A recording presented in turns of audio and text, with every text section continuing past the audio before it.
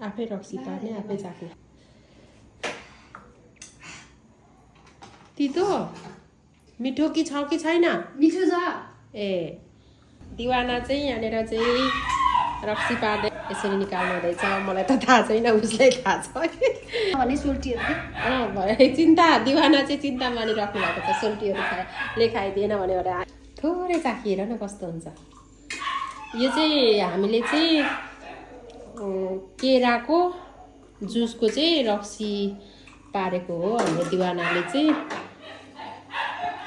अघि पनि पारेको मिठो भएको छ अरे अब यहाँ टेस्ट पनि गर्नुपर्ने छ यस्तो छ मैले चाहिँ फर्स्ट टाइम देखेको है हाम्रो दिवाना चाहिँ पुरा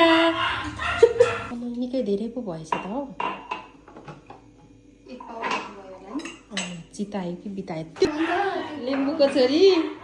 रक्सी पार्नुमा चाहिँ पर्फेक्ट हाम्रो रक्सीको पनि के भन्छ यसलाई के भन्छ कट पनि त अनि कति खतरा छ त ल अब सकेको होइन ल अरू अर्कोसँग मिसाउँ न त